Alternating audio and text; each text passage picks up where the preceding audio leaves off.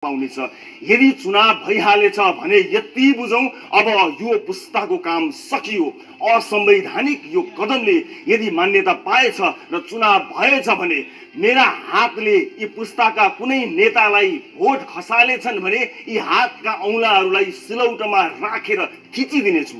यही प्रतिबद्धता सिङ्गो देशले गर्यो भने यो पुस्ताका सबैलाई एउटा आशा र जागरको किरण गरौँ। जसले काम गरेर टेस्ट पास भएका साथीहरू, जति पनि अभियन्ताहरू, समाजसेवीहरू सबै एकजुट बनाऊ। यतिखेर फाल्ने हो, यतिखेर यिनीहरूको पत्ता साफ सुरु गरौँ अनि यिनीहरूलाई व्यवस्था परिवर्तन गरौँ। संघीयताले मुलुक धान्न सक्दैन। हेर्नुहोस्, डिसेन्ट्रलाइजेसन बनाउनुहोस्। कसैको पावरको दुरुपयोग र अधिकार छैन। पार्टीका कार्यकर्ता पाल्ने थलो मात्र भएको छ संघीयता। यसलाई व्यापक परिमार्जन गरेर मुलुकलाई नयाँ दिशा र नयाँ नेतृत्वका साथ मुलुकलाई अगाडि बढाउँ। नेपालको इतिहासमा नाट्य सम्राट बालकृष्ण समका पालादेखि आजसम्म रचिएको सबभन्दा निकृष्ट, सबभन्दा भद्दा, सबभन्दा खल्लो र घिनलाग्दो नाटक कुन हो? त्यो नाटकको शीर्षक हो वाम एकता। एकअर्काका चिर शत्रु केपी ओली र प्रचण्डले नक्कली अङ्कमाल गरेको त्यो दिन नेपालको राजनैतिक इतिहासमा काला अक्षरले लेखिनुपर्छ। त्यो एकता थिएन, केवल नौटङ्की रहेछ।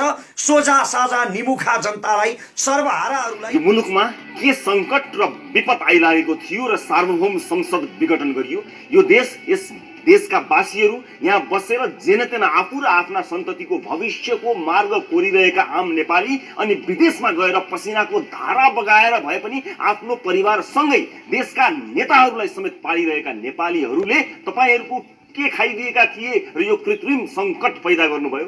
यो देशलाई शहीदहरूले केपी ओली र प्रचण्डलाई दाइजो दिएका होइनन्। तिनको पदीय बाँडफाँड नमिल्दा, तिनको दक्षिणा देउसी भाग नमिल्दा तपाईँले र मैले, हाम्रा सन्ततिले अस्थिरता भोग्नुपर्ने।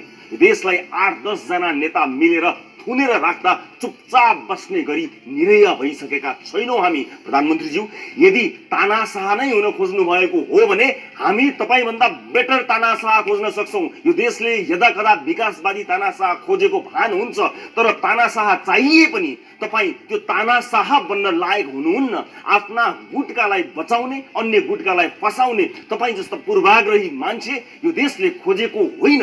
आफ्नै पार्टीभित्रको विश्वास लिन सक्नु भएन, संसद फेस गर्न सक्नु भएन अनि आफ्नो पद निश्चित रूपमा जाने भएपछि यो देशलाई भणखालोमा हाल्ने कदम चाल्नुभयो। हजारौं मानिसले आफ्नो रगत बगाएर ल्याएको लोकतन्त्र र संविधान सभाबाट बनेको नेपालको संविधानलाई यसरी गम्भीर तरिकाले उल्लङ्घन मात्र होइन, संविधानका आधार स्तम्भहरूलाई नै क्षति पुग्ने निर्णयले एउटा त्रास पैदा गरेको छ। यो देशमा केपी ओली र विद्या भण्डारी मिलेर कुनै पनि बेला केही पनि गर्न सक्ने रहेछन्। यति बोलेका भरमा पनि खोरमा जाकिन सक्छु। यो सरकारले सम्भवतः अब जे पनि गर्न सक्छ, तर पख्नुहोस्, सरकार कुन पार्टीको हो? साँच्चै यो देशमा कुन पार्टीको सरकार छ अहिले? नेकपाको भनौँ भने नेकपाका कार्यकर्ताहरू सडकमा छन् सरकारको विरुद्ध। नेकपाका केही मन्त्रीहरूले राजीनामा दिइसके। नेकपाले आफ्ना अध्यक्षलाई अनुशासनको कारबाही गर्दैछ। कुन पार्टीको सरकार छ यो देशमा? एमाले भनौँ भने एमालेमा अहिलेका प्रधानमन्त्री मन्त्री छैनन्, एमाले नै छैन। मुलुक वास्तवमै ठुलो सङ्कटमा छ। केपी ओलीले राजीनामा गरिदिएको भए वा संसद पेश गरेको भए यो स्थिति आउने थिएन। संविधानका जानकारहरूका अनुसार प्रधानमन्त्रीले संसद विघटन गर्ने प्रावधान हाम्रो संविधानमा छैन। एउटा सरकार ढलेर अर्को सरकारले 30 दिनभित्र विश्वासको मत पाएन भने मात्रै प्रेस जनमतका लागि चुनावमा जान सकिन्छ। तर केपी ओली सरकार त झन्डै 2/3 बहुमतमा थियो। 2/3 बहुमतको सरकारले सोझै संसद विघटन गरेर चुनाव गर्ने निर्णय संविधान त कसरी गर्न सक्छ? अब घटनाको अर्को पाटो हेरौँ। यो परिस्थितिका लागि केपी ओली मात्र दोषी छैनन्। अर्को 2 वर्ष प्रचण्ड र माधव नेपालले पुरिदिएको भए के अधिनायकवाद आइ नै हाल्थ्यो? त्यसैले यो ओली प्रचण्डको सत्ता लेप्साको परिणाम हो, एक्लैको होइन। ओली प्रचण्ड, माधव नेपाल, झलनाथ खनाल मात्र होइन, कांग्रेस सभापति शेरबहादुर देउबा पनि यो परिस्थितिका लागि दोषी छन्। यी सबका सबलाई कि त आफू समर्थक नेता कार्यकर्ता भ्रष्टाचार अभियोगमा जेल जान्छन् भन्ने डर थियो र छ। अहिले विरोधमा आन्दोलन गर्ने देउबा संवैधानिक परिषदको बैठकमा यतिका वर्ष किन नगएका? अख्तियार, निर्वाचन आयोग लगायतका संवैधानिक आयोगका नियुक्तिहरू यो मुलुकका लागि आवश्यक थिएनन्? त्यस्ता बैठक सरकारले नबोलाए पनि आफैले बोलाउन जोड लगाउनु पर्नेमा कहिले को नजाने गरेर टार्ने काम भयो। त्यसैले यो परिस्थिति आउनुमा ओली मात्रै जिम्मेवार छैनन्। अब मुलुकमा चुनावको मिति तोकिएको छ, तर सायद देशको अबको बाटो अदालतले तय गर्नेछ। अदालत पनि राजनीतिको रङ्गको बाछिट्टाले नरङ्गिएको कहाँ छ र? सायद पार्टीको सिफारिसबाट सर्वोच्च अदालतमा न्यायाधीश बन्न सकिने प्रावधानका कारण ओलीको पक्षमा, संसद विघटनको निर्णयको पक्षमा फैसला आउन पनि सक्ला। जे होस्, एउटा असाध्यै अप्रिय चङ्गुलमा देश फसेको छ। संविधानमाथिको यो मजाकले अबका कैयौं पिँढीलाई पिरोल्नेछ।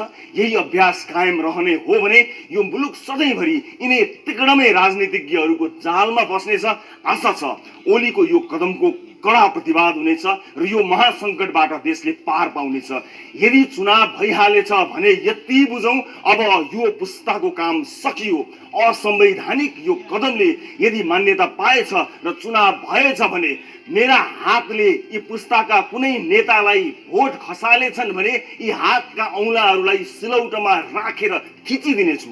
यही प्रतिबद्धता सिङ्गो देशले गर्यो भने यो पुस्ताका एउटा पनि नेता मुख नछोपी बाहिर निस्कन सक्ने हैसियतमा रहँदैनन्। मुख नछोपी बाहिर निस्कनै सक्ने छैनन्। नयाँ पुस्ताले अवसर खोज्ने आँट गर्यो भने नेपालमा धमाधम जेलहरूको निर्माण सुरु गरे हुन्छ। अहिलेको कोही नमस्कार, म धरानबाट रमेश प्रसाई। आज लामो अन्तरालपछि सामाजिक सञ्जालमा फेरि आए। देशको दुर्भाग्य दुखेर तपाईँ समक्ष पोख्न आएको छु। शेयर गर्नु नगर्नु तपाईँको इच्छा। गणतन्त्र नेपालको पहिलो निर्वाचित संसद विभत्सतापूर्वक आर्यघाटमा पुग्ने अवस्था सृजना भयो। दुई कामरेडहरूको अहंकार जुदाईको कारणले त्यसको मूल्य सारा देशले चुकाउनु पर्ने अवस्था आएको छ। आज लोकसेवालाई सामान्य ज्ञानका लागि एउटा प्रश्न उपलब्ध गराउन चाहन्छु। जीकेमा राख्न काम लाग्छ। लोकसेवामा नेपालको इतिहासमा नाट्य सम्राट बालकृष्णसम्मका पालादेखि आजसम्म रचिएको सबभन्दा निकृष्ट, सबभन्दा भद्दा, सबभन्दा खल्लो र घिनलाग्दो नाटक कुन हो? त्यो नाटकको शीर्षक हो वाम एकता। एकअर्काका चिर शत्रु केपी ओली र प्रचण्डले नक्कली अङ्कमाल गरेको त्यो दिन नेपालको राजनैतिक इतिहासमा काला अक्षरले लेखिनुपर्छ। त्यो एकता थिएन, केवल नौटङ्की रहेछ। सोझा साझा निमुखा जनतालाई, सर्वहाराहरूलाई स्थिर सरकार र विकासको सपना देखाएर, लाटालाई पापा देखाए जसरी आश्वासन देखाएर झुलाउन भुलाउन षड्यन्त्रकारीहरूले रचेको नौटङ्की थियो। त्यो एउटा स्वार्थपुञ्ज थियो।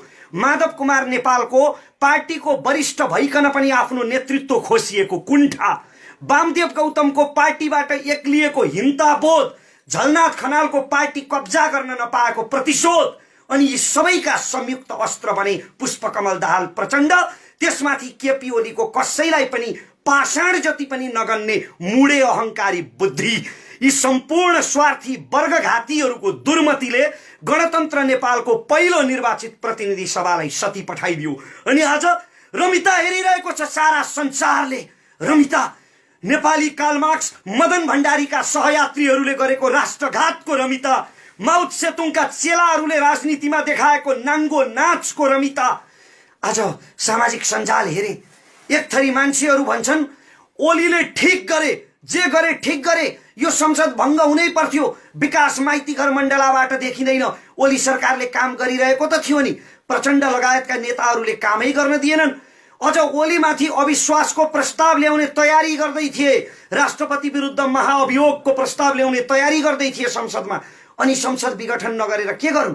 45 वटा पदहरू त रिक्त राखिएको छ मुख्य संवैधानिक अङ्गहरूमा र प्रशासनिक अङ्गहरूमा। अनि यस्तो गुटबन्दी र घेराबन्दीमा परेर आफ्नै पार्टीको घेराबन्दीका कारणले काम गर्न नपाएपछि केपी ओलीले गरेको यो संसद विघटन सही हो। तर अर्का थरी मान्छेहरू भनिरहेका छन् कि केपी ओली स्वेच्छाचारी अहंकारी छन्, दुर्बुद्धि छन्, कसैलाई समेट्न चाहँदैनन्। उनको यही मुडे अहंकारको परिणाम स्वरूप आजको यो संसद विघटन भएको हो। जुन पक्षको राय सही भए पनि, यो रमिताको नायक र खलनायक जो भए पनि यो लोकतन्त्रमाथि भएको प्रहार हो। यो लाजलाई पनि लाज लाग्नुपर्ने विषय हो। नेपालको वामपन्थी आन्दोलनको लगभग चोला उठ्यो। अब अर्धमृत अवस्थामा पुग्यो नेपाली वामपन्थी आन्दोलन। जनयुद्धदेखि झापा विद्रोहसम्मका शहीदहरूका सपना तुहाए, काटो खाए वर्गघातीहरूले केवल आफ्नो मुडे अहंकारको स्वार्थ पूर्तिका लागि। सर्वोच्च अदालत एउटा अन्तिम विकल्प हुन सक्थ्यो यो निर्णय रोक्ने, यो लोकतन्त्र विरोधी निर्णयलाई उल्ट्याउने। तर सर्वोच्च अदालतका प्रधान न्यायाधीश श्रीमान चोलेन्द्र शमशेर राणाको चरित्र र पछिल्लो रेकर्ड हेर्दा यो निर्णय उल्टिने कुनै सम्भावना देखिँदैन। आज मलाई मदन भण्डारी कमरेडको एउटा आदर्श वाक्य याद आइरहेको छ।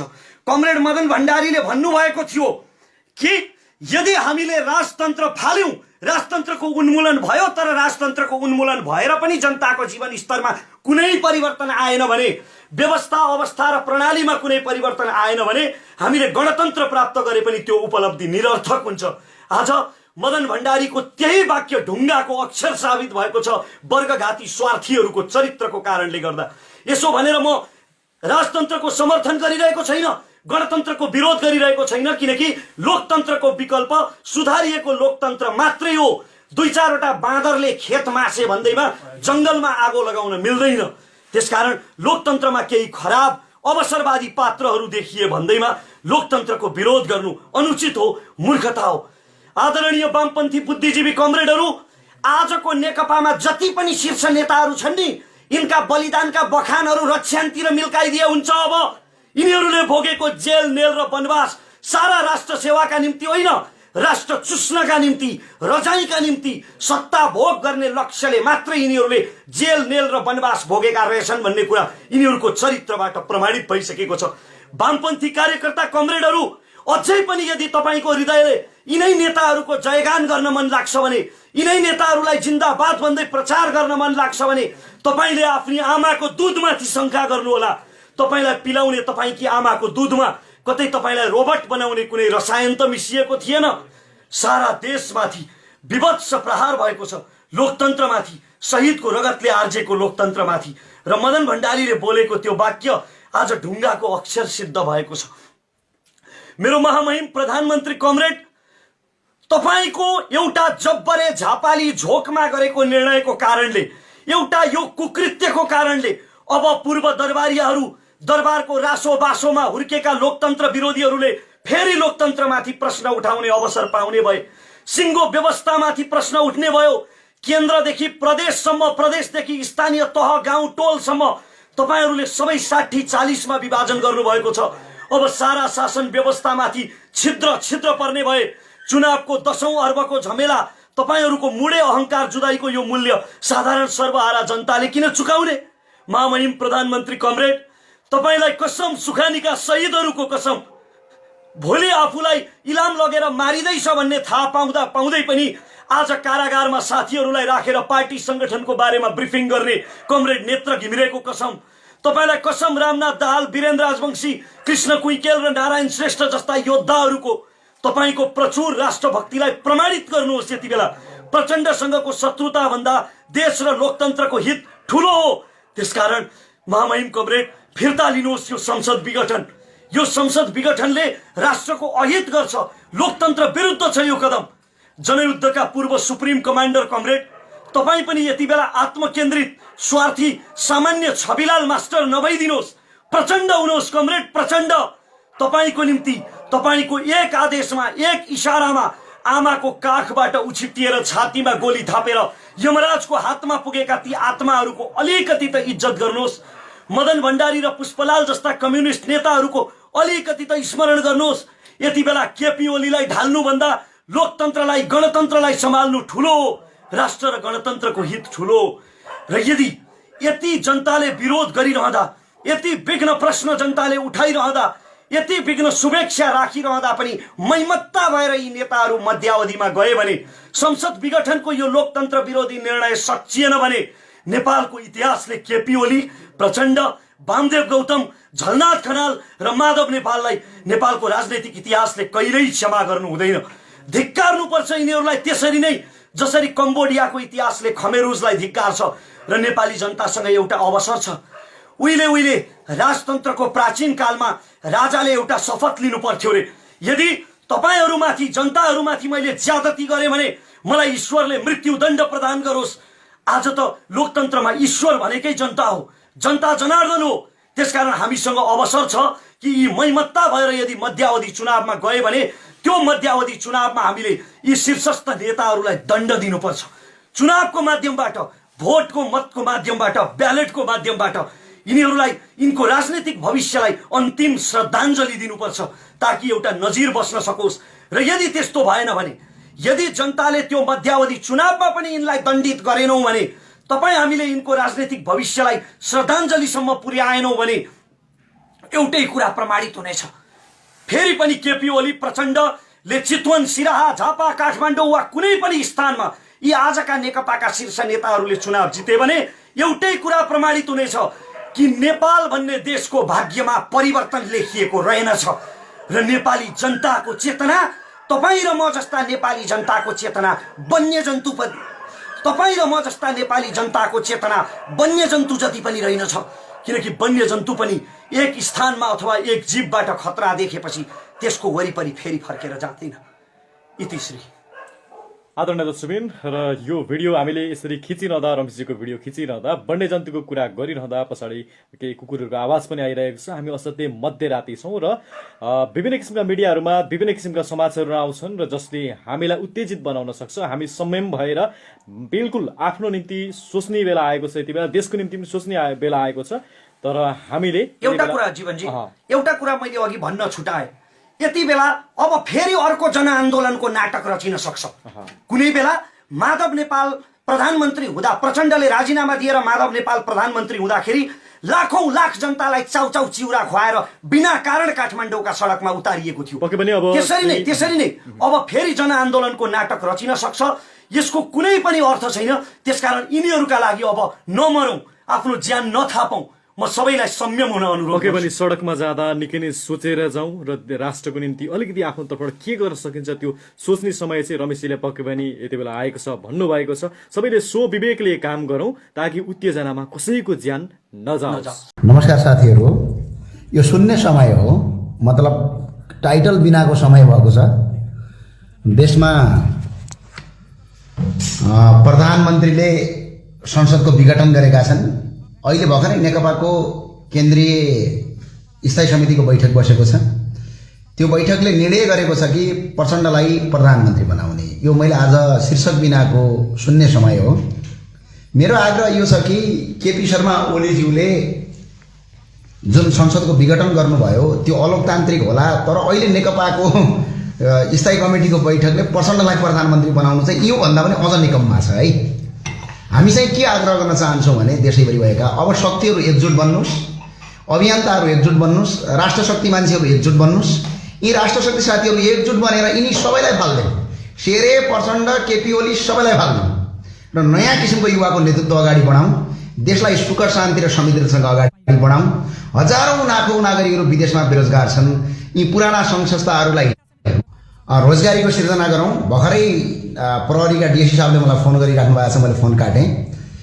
रोजगारीको सिर्जना गरौँ, एकीकृत बनाउँ। जति पनि अभियन्ताहरू हुनुहुन्छ, जति पनि तपाईँको राष्ट्रभक्ति साथीहरू हुन्छ, जति पनि टेलिभिजन कार्यक्रम चलाउने साथीहरू हुन्छ, पत्रकारहरू हुनुहुन्छ, समाजसेवीहरू हुनुहुन्छ, सबै एकजुट बनाउँ।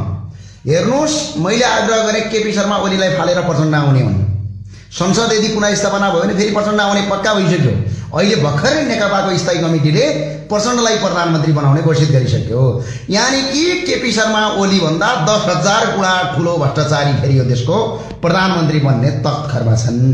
आज गगन कुमार थापा कराइराख्नु भएको थियो लोकतन्त्रका लागि, उहाँको लागि स्यालुट छ। तर उहाँलाई मेरो आग्रह छ, तपाईँले सांसद बनेर 5 वर्षमा के गर्नुभयो? आज पनि कपनमा जानुहोस् गगन कुमार थापाजी, बानेश्वरमा आउनु पर्दैन। कपनमा अहिले पनि पानी पर्यो भने काठमाडौँको निर्वाचन क्षेत्र 4 मा त्यहाँ के हुन्छ भने पानी जहाज चल्छ।